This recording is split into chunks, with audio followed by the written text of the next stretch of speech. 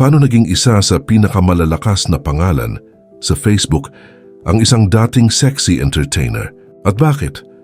Matapos magkaroon ng milyon-milyong followers pwesto sa gobyerno at malalakas na political allies, ilang beses pa rin siyang hindi nanalo sa eleksyon. Ito ang kwento ni Mocha Uson, isang career na puno ng kasikatan, kontrobersya, impluensya at mga tanong na hanggang ngayon ay pinagdedebatehan pa rin ng publiko. Bago siya naging political blogger at government official, unang sumikat si Mocha Uson sa entertainment industry. Ang tunay niyang pangalan ay Esther Margo Justiniano Uson. Nag-aral siya sa University of Santo Tomas at nagtapos ng medical technology bago niya pinili ang showbiz. Noong 2000s, naging leader siya ng Mocha Girls, isang all-female music at dance group na nakilala sa sexy image, energetic performances at mga live show sa bars, concerts at events. Naging bahagi rin ng kanyang personal na kwento ang pagkamatay ng kanyang ama, si Judge Oscar Uson noong 2002, isang pangyayaring sinabi niyang nakaapekto sa kanyang pananaw tungkol sa hustisya at gobyerno. Lumabas din siya sa ilang pelikula at television appearances. Isa sa pinakakilalang eksena niya ay sa Four Sisters and a Wedding noong 2013. Maikli lamang ang kanyang role pero naging memorable ito at hanggang ngayon ay ginagamit pa rin sa memes at social media clips. Habang tumatakbo ang kanyang showbiz career, lumakas din ang kanyang online presence. Bago siya maging political blogger, nagpo-post siya tungkol sa entertainment, relationships, sexuality at lifestyle. Dahil direkta siyang magsalita at hindi conservative ang kanyang image, mabilis siyang nakakuha ng malaking audience. Nagbago ang direksyon ng kanyang career noong papalapit ang 2016 presidential election. Unti-unting naging political ang kanyang content at naging vocal siyang supporter ni Rodrigo Duterte. Pero bago po ang lahat, baka pwedeng palike muna ang video na ito. Isang simpleng click lang, pero malaking tulong yan sa aming mga content creators para makagawa pa ng mga kwentong gaya nito. Maraming salamat po. Ginamit niya ang kanyang Facebook page para maglabas ng campaign content, political reactions, at depensa sa mga pulisiya at pahayag ni Duterte. Sa panahon ng kampanya, naging isa siya sa mga prominenteng online supporters ng Duterte movement. Para sa kanyang followers, isa siyang matapang na boses laban sa traditional politicians, elitismo, at mainstream media.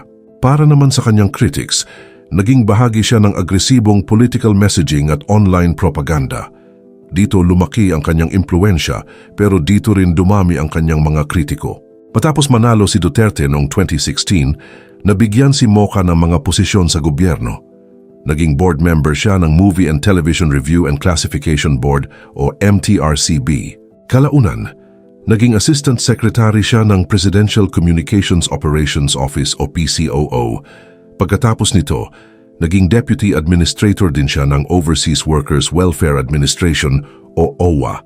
Para sa kanyang supporters, mahalaga siya sa gobyerno dahil kaya niyang direktang maabot ang milyon-milyong netizens. Para naman sa kanyang critics, naging kontrobersyal ang pagsasabay ng pagiging government official at political blogger, lalo na dahil patuloy niyang ginagamit ang kanyang personal na platform para magkomento sa mga issue at sumagot sa mga kritiko ng administrasyon. Sa kanyang panahon sa gobyerno, ilang beses siyang naging sentro ng mga issue dahil sa mga social media post na kinuwestiyon ng netizens, journalists at fact-checkers. May mga post na pinuna dahil sa maling larawan, maling context o impormasyong hindi tugma sa mga available na sources. Dahil dito, naging madalas siyang target ng online criticism at memes. Isa sa pinakamalaking kontrobersya ay ang Pepe Federalismo video noong 2018 kasama si Drew Olivar. Layunin umano nitong gawing mas madaling maintindihan ang federalism, pero marami ang tumutol dahil sa sexually suggestive na lyrics at gestures. Para sa mga kritiko, hindi angkop ang ganitong paraan sa pagtalakay ng isang seryosong usaping pampulitika. Naging malaking issue ito dahil maging ilang political allies ay nagpahayag ng pagkadismaya. Hindi rin nakaligtas si Mocha sa showbiz-related controversies. Noong 2017, nagkaroon siya ng pampublikong banggaan kay Mariel De Leon matapos punahin ni Mariel ang pagkakatalaga kay Mocha sa gobyerno. Sa social media, Kinuwestiyon ni Mariel kung bakit siya ang napili para sa posisyon. Sumagot si Mocha at lalo pang lumaki ang usapan dahil sa mga supporters ng magkabilang panig. Lumaki pa ang issue nang sumali si Mariel sa Miss International pageant. Matapos hindi makapasok si Mariel sa mga finalists, nag-post si Mocha ng mensaheng ininterpret ng maraming netizens bilang patama.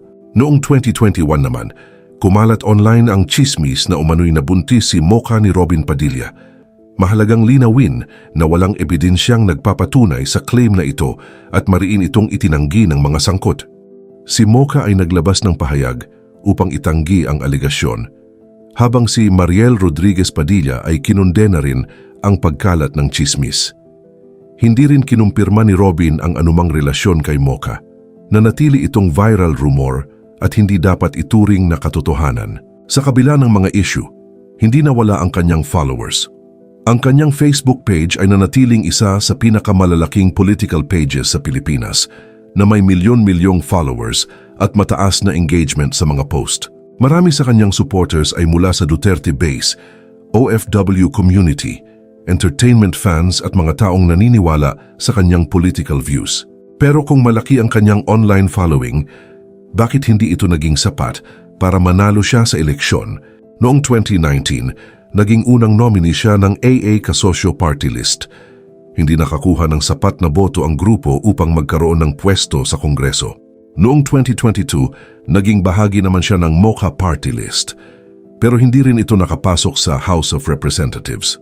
Noong 2025, tumakbo siya bilang konsehal sa ikatlong distrito ng Maynila sa ilalim ng Aksyon Demokratiko, ang partidong konektado kay Isko Moreno Dumagoso, ngunit hindi rin siya nanalo. Ipinakita ng mga resultang ito na hindi automatikong nagiging boto ang social media following.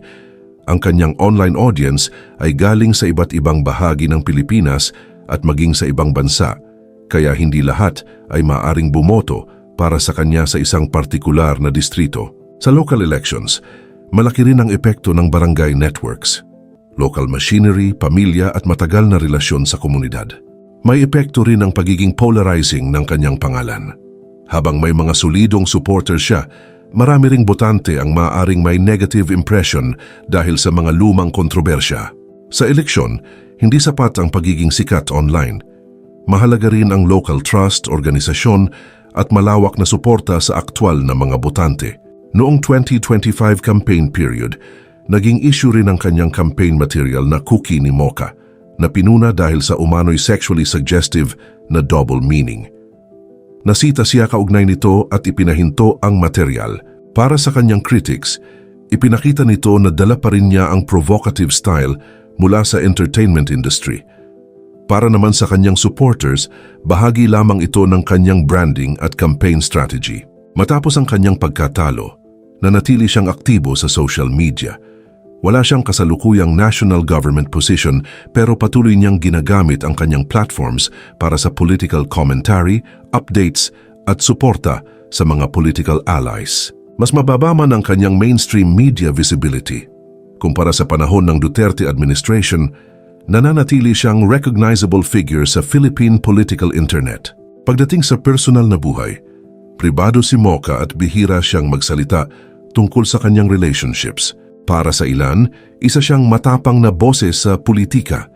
Para sa iba, kontrobersyal siyang personalidad. Ang susunod niyang hakbang ang magsasabi kung babalik pa siya sa eleksyon o mananatili sa political vlogging.